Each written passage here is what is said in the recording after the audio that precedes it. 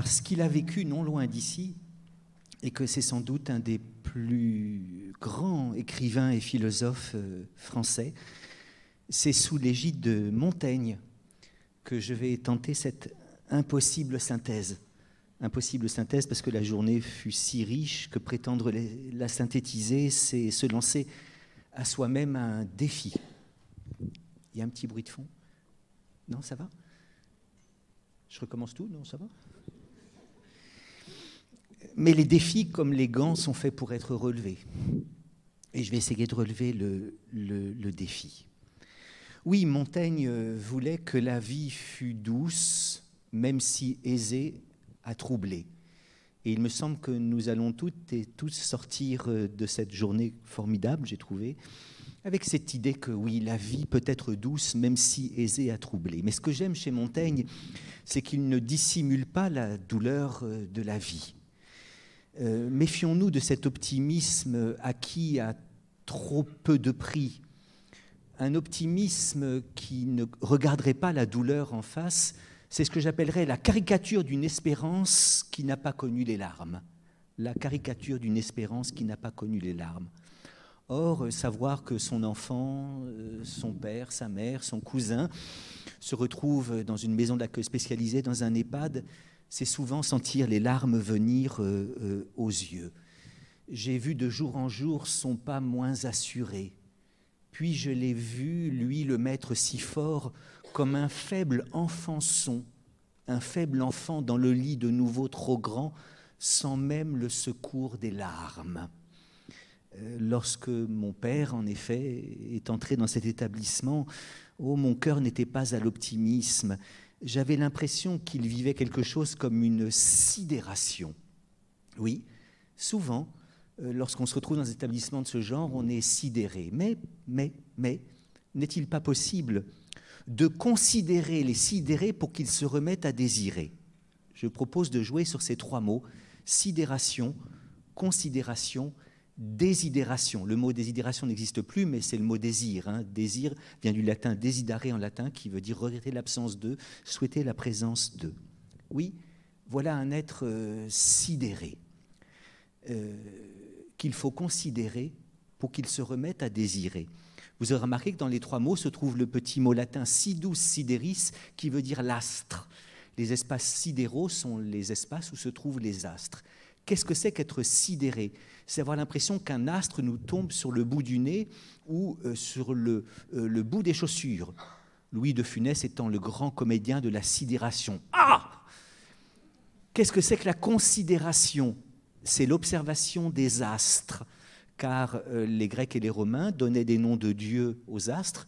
Même si nous ne pensons plus que les astres soient divins, nous continuons à les appeler Vénus, Jupiter et Neptune. Considérer un être, c'est le regarder comme on regarderait un astre. C'est penser qu'il y a en lui une chaleur et une lumière inépuisables. Et qu'est-ce que c'est que le désir? Ça vient de desidere en latin, qui veut dire regretter l'absence d'eux et souhaiter la présence d'eux. Ils sont sidérés, c'est-à-dire stupéfaits, renversés, confondus, ébahis, abasourdis, envoûtés, atterrés, et même terrés dans une émotion qu'ils n'arrivent même plus à transformer en une motion, c'est-à-dire en un mouvement. Ils vivent l'épuisement de toute possibilité, l'impossibilité de toute possibilité.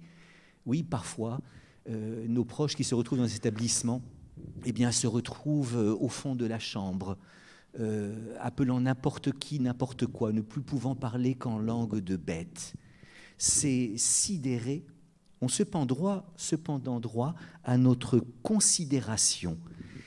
Les considérer, c'est parier sur le fait qu'il y a encore en eux une puissance de lumière, une puissance de chaleur irremplaçable. La considération, c'est l'attention, la prévenance, la vigilance, le soin, ce que j'appellerais un regard qui se transforme en un égard. Un regard qui se transforme en un égard. Or, lorsque nous considérons ces sidérés, très souvent, leur revient la possibilité de désirer, c'est-à-dire de redevenir des êtres humains, des créatures du désir. C'est-à-dire, puisqu'il a été dit tant de fois, leur revient la possibilité d'avoir envie d'avoir envie. J'ai oublié les rêves et les merci. toutes ces choses qui avaient un prix, qui font l'envie de vivre, et le désir et le plaisir aussi. Qu'on me donne l'envie d'avoir envie, qu'on rallume ma vie. L'envie. Oui, considérons les sidérés pour qu'ils se remettent à désirer. Et pour cela, au fond, eux qui sont terrés, prostrés, atterrés, enfermés dans une émotion qu'ils n'arrivent plus à transformer en une motion, comprendre que du mouvement leur est encore possible. Le mouvement. Oui. Tant qu'il y a de la vie, il y a du possible. Heidegger, philosophe dont le nom seul est effrayant, disait que la mort, c'est l'impossibilité du possible et la possibilité de l'impossible. En allemand, ça se dit au minimum « der Tod ist der Unmöglichkeit, der Möglichkeit und der Möglichkeit, der Unmöglichkeit ». Genre de formule qui rend les gens fous. Hein. J'ai connu des gens parfaitement sains de corps et d'esprit, autant que vous et que moi, en tout cas que vous, parce que moi, bon, qui un jour ont lu cette formule de Heidegger et depuis, ils tournent en rond comme des derviches tourneurs depuis 30 ans. La mort, c'est l'impossibilité. Mais non, c'est tout simple. Si la mort, c'est l'impossibilité du possible, ça veut dire tant qu'il y a de la vie, il y a du possible. Et en effet, moi qui suis vivant, j'ai du possible devant moi. Presque une infinité de possibles. Je peux, dans les secondes qui viennent, faire une infinité de choses. Oh, pas une infinité. Je ne peux pas, dans les secondes qui viennent, me rendre invisible, comme ma sorcière bien-aimée, ou comme Gigès, le personnage de Platon. Je ne peux pas, dans les secondes qui viennent, m'élever dans les airs comme l'oiseau, malgré ma fidélité 70s à Michel Fugain, qui, depuis que je suis tout petit, me dit « fais comme l'oiseau, sa vie d'air pur et d'eau fraîche, un oiseau, et jamais rien ne l'empêche d'aller plus haut. Oh, oh, oh, oh, oh, oh, oh, oh. » Mais je ne peux pas, dans les secondes qui viennent, m'envoler dans les airs comme l'oiseau. Je ne peux pas, dans les secondes qui viennent, être à la fois ici et là-bas. Je n'ai pas le don d'ubiquité. Mais à l'intérieur des quelques limites que la nature m'a imposées, qui me privent de la possibilité d'être ubiquiste, de m'élever dans les airs ou de devenir invisible, j'ai quasiment une infinité de possibilités qui se présentent à moi dans les secondes qui viennent. Je peux, dans les secondes qui viennent, rester assis ou me lever, continuer de parler ou me taire. Je vais finir par me taire, rassurez-vous. Je peux, dans les secondes qui viennent, continuer d'essayer de parler une langue que j'espère belle ou bien dire des horreurs. Je peux bigardiser dans les prochaines secondes, je peux me mettre sur cette table et uriner devant vous. Rassurez-vous, je ne le ferai pas. Mais je le peux parce que je suis vivant. Quand je serai mort, je n'aurai plus la possibilité de rester assis ou de me lever, de parler ou de me taire, d'être courtois ou discourtois. Voilà pourquoi Heidegger a raison de dire que tant qu'il y a de la vie, il y a du possible, alors que la mort, c'est l'impossibilité du possible. Alors je sais bien que le handicap et le grand âge, souvent, restreignent la palette des possibles. Si en fin de vie, je suis rendu tétraplégique, je n'aurais plus la possibilité de me lever ou de me taire. Aphasique, je n'aurais plus la possibilité de parler. Pardon, je me suis trompé. Vous avez compris. Si je suis tétraplégique, je n'aurais plus la possibilité de me lever ou de m'asseoir. Si je suis aphasique, je n'aurais plus la possibilité de parler ou de me taire. Ben oui. Si je suis désinhibé à cause de problèmes fronto-temporaux, je n'aurais plus la possibilité d'être courtois ou discourtois. Il paraît que la fin de vie de Bernadette, enfin non, elle vit encore, a été embêtée par celle de Chirac, de Jacques, parce qu'il était désinhibé et du coup, il appelait tout le monde nounours. Et toutes les filles, Julie. Bon. Mais à l'intérieur de ces quelques restrictions, de cette palette rendue étroite par le handicap ou l'âge, oui, vous êtes là pour réveiller les possibles. Vous êtes là pour réveiller les possibles. Oh, bien sûr, vous êtes, comme le disait dans une formule géniale Frédéric, vous êtes essentiel mais non messianique. Frédéric, avec ce physique merveilleux à la George Wilson, là, nous sommes essentiels mais non messianiques. C'est-à-dire qu'il ne faut pas croire, en effet, que l'art a cette puissance magique qui en effet, d'un instant à l'autre, rendrait la vie douce. Mais tout de même, vous êtes capable de rappeler qu'il y a du possible, vous êtes des éveilleurs de possible, et pour cela, vous rappelez que l'immobile peut se remettre en mouvement, que celui qui est terré dans une émotion qui n'arrive plus à transformer en la moindre motion peut se remettre en mouvement. Et en effet, vous êtes comme Marilyn, une animatrice, c'est-à-dire quelqu'un qui réanime ou une réanimatrice. Vous êtes comme Élise, une psychomotricienne, enfin la notion de mouvement est présente. Vous êtes comme Claire, une chorégraphe. Alors Pierre ne s'est pas montré comme un animateur ou un chorégraphe ou un psychomotricien, mais avec ses baskets vertes et cette espèce de puissance d'intelligence, il m'a semblé lui aussi un réanimateur. Et puis bien sûr, il y a eu Inès et Julius qui ont réanimé puisqu'ils sont chorégraphes de l'attraction, de l'attirance. On pensait que ces corps ou ces âmes ne pouvaient plus bouger, et voyez comme Gabi, Barbara, Marielle, Émilie, Lila et Jean-Pierre, eh bien, se sont réanimés. Alors, je crois en effet qu'on a trop souvent tendance à penser que la vieillesse, c'est comme le disait là encore Montaigne, la mort par morceaux. Hein? Dieu nous soustrait l'existence par le menu. Voilà une dent qui me vient de choir. Elle était morte. D'autres parties de mon corps sont mortes, à demi-mort. Voilà pourquoi la mort ne prendra qu'un demi-homme ou un trois-quarts d'homme. Là, je ne suis pas d'accord avec Montaigne. Plutôt que d'être attentif à ces morceaux de mort qu'il y a dans le corps du vieux, ce qui n'est pas faux d'un point de vue médical, hein, parce que si je suis hémiplégique, c'est un bras mort. Si Alzheimer, c'est des parties nécrosées. Mais plutôt qu'être attentif à ces parties de mort, à ces morceaux de mort, soyons attentifs à ces morceaux de vie. Tant qu'il y a de la vie, il y a du possible. Et à ce moment-là, dansons ensemble. Eh bien, savez-vous que Montaigne était un danseur, qu'il adorait danser. Et savez-vous quelle était sa danse préférée? Le branle. Oui, car dans ce monde où tout branle, qui n'est plus qu'un branloir pérenne, où tout branle, les rochers du Caucase, les pyramides d'Égypte, la terre, eh bien, Montaigne, plutôt que de trouver une sagesse immobile, s'est dit qu'il valait mieux branler dans ce monde où tout branle, c'est-à-dire jouer, jouer. Et les acteurs sont là pour dire qu'il nous faut jouer. Mais le jeu, ce n'est pas simplement l'affaire des directrices ou des directeurs des ludothèques, c'est aussi l'affaire des bricoleurs. Il y a du jeu, ça veut dire il y a un espace, ça veut dire il y a un espace pour le possible. Là, on croyait que tout était devenu impossible à cause du handicap et à cause du grand âge. Il y a moyen de moyenner, comme disait mon grand-père. Il y a possibilité de jouer. Et voilà ce que permet l'art. Mais l'art, ça n'est pas simplement l'éveil chez un être singulier, le réveil, pardon, chez un être singulier des puissances que l'on croyait mortes. Petite fleur, disait Kevin.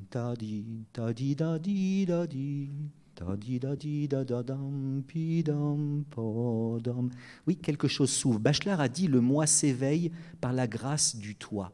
Le moi s'éveille par la grâce du toit. Je ne sais pas si j'irai jusqu'à dire, comme Anna, que l'œuvre d'art n'est que l'alibi de la rencontre.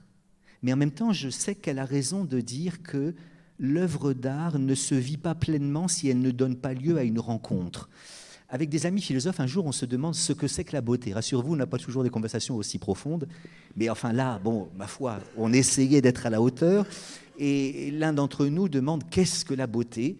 Et un autre, que je connais bien, répond « Le beau, c'est ce devant quoi je voudrais être deux. » Ah, c'est une expression magnifique. Ça veut dire que la plus belle musique du monde, si je suis seul à l'écouter, ben, elle n'est pas aussi belle. Le plus beau paysage du monde, si je suis seul à le voir, c'est comme si j'en étais privé.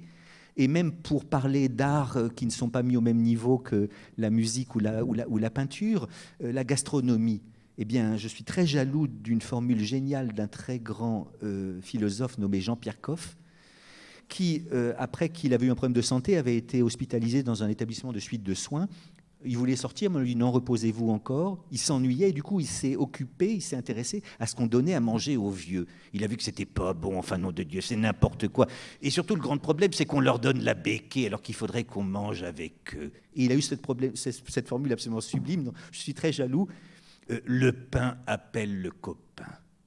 Le meilleur pain du monde, si tu le bouffes tout seul, il a point de goût. Eh bien, en effet, l'art n'est peut-être pas l'alibi de la rencontre, mais il ne se vit pas sans rencontre, car en effet, le beau, c'est ce devant quoi je voudrais être deux. Et là, je veux rendre hommage, en effet, aux médiateurs comme Christelle et Jean-Philippe, et aussi, évidemment, aux bibliothécaires comme Pascal et... mon Dieu, j'arrive pas à me relire. Constant, votre prénom, Nathalie. Parce que lorsque Montaigne ne dansait pas, ne branlait pas, que faisait-il? Il lisait.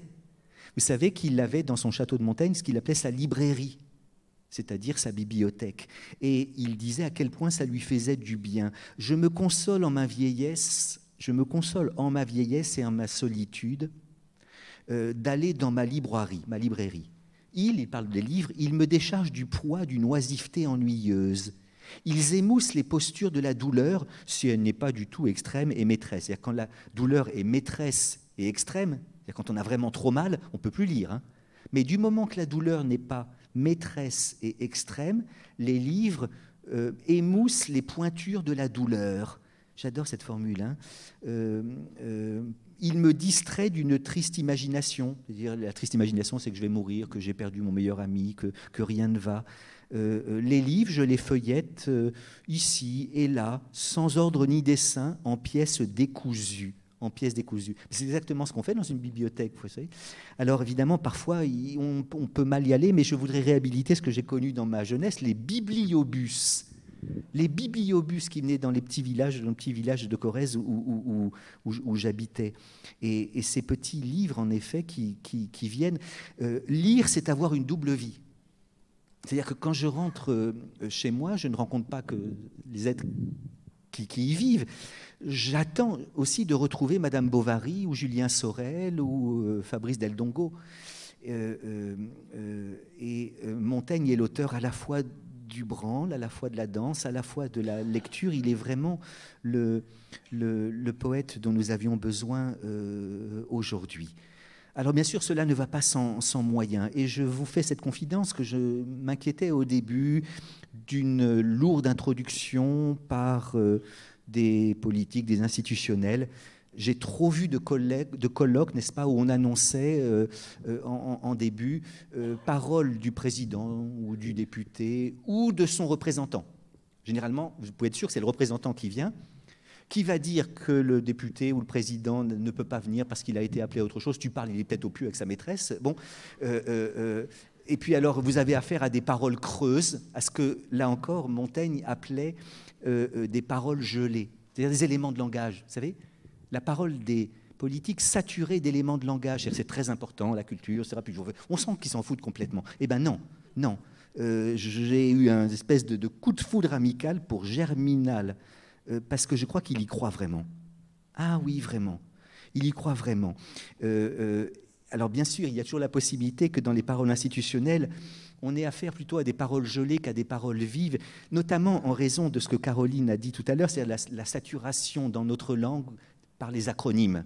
DRAG, COTEAC, EHPAD, MAS, GCMS, APEI. Je croyais que j'étais venu au monde pour dire « Vos yeux sont comme deux saphirs brillants de mille feux ». Je l'ai dit d'ailleurs à une fille qui avait les yeux bleus, en piquant cette formule à O'Malley, qui dit ça à Duchesse dans les Aristochats. « Vos yeux sont comme deux saphirs brillants de mille feux ». Ça n'a pas marché, mais enfin bon.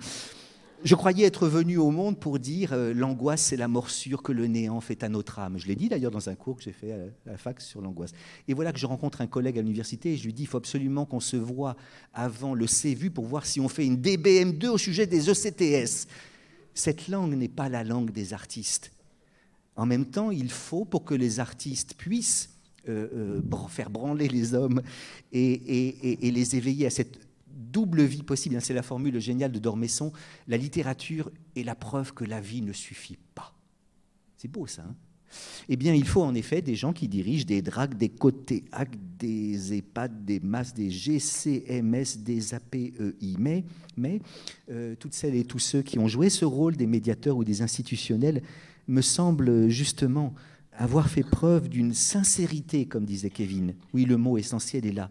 D'une sincérité, d'une attention à la fragilité humaine qui me fait dire que véritablement, nous avons besoin les uns des autres pour que ces êtres qui sont atterrés, prostrés, se remettent en mouvement, considérer, c'est sidérer, pour qu'ils se remettent à désirer. Cela, sans doute, peut-être, enfin, m'arrivera un jour d'arriver dans ces établissements-là. Plutôt que mes directives anticipées, moi, j'aimerais donner mon carnet de sensorialité. Parce que les directives anticipées, on peut en changer, on peut croire que la vie... Non. Vous savez, en fin de vie, on veut mourir et puis on est très ambivalent. Hein. Un pauvre bûcheron tout couvert de ramée marchait à pas pesants vers sa chaumine enfumée. Il met bas son fagot, il pense à son malheur. Quel bonheur a-t-il eu sur la machine ronde? La machine ronde, c'est la terre. Ça, c'est le genre de formule absolument géniale de La Fontaine qui me rend béat pendant 3 semaines. Mais qu'est-ce qui t'est arrivé? J'ai lu La Fontaine. La terre comme la machine ronde. Hein. Sa femme, les impôts, la corvée lui font d'un malheureux la peinture achevée. Il appelle la mort. Elle vient sans tarder, lui demande ce qu'il faut faire. Et c'est là qu'il y a un revirement. Parce que alors qu'il appelait la mort, comme des gens résidant chez vous qui disent « Oh, faites-moi une piqûre et puis c'est fini. Oh non, je ne vais pas aller à vos conneries, moi, je peux plus danser, c'est fini de toute façon. » Eh bien, tout d'un coup, la mort vient sans tarder. Et que lui dit le bûcheron? C'est pour m'aider à recharger ce bois. Tu ne tarderas guère. Le trépas vient tout guérir, mais ne bougeons d'où nous sommes. Mieux vaut souffrir que mourir, telle est la devise des hommes. Vous voyez, La Fontaine montre l'ambivalence des cœurs. Alors, il y aura des moments où, en effet, j'appellerai la mort, où je croirai que c'est déjà fini, où je vivrai l'existence comme un fardeau plutôt que comme un cadeau, où je dirais qu'avec cette difficulté d'être, il vaudrait mieux déjà ne plus être. Mais peut-être un artiste viendra-t-il, et à ce moment-là, à la façon d'Aragon, je dirais, il n'aurait fallu qu'un moment de plus pour que la mort vienne, et même je l'appelle. Mais une main nue alors est venue qui a pris la mienne, qui donc a rendu leur couleur perdue au jour, aux semaines, et toute sa beauté à l'immensité des choses humaines. Eh ben, j'espère quand j'y serai qu'un artiste viendra me tendre la main. Merci de votre attention.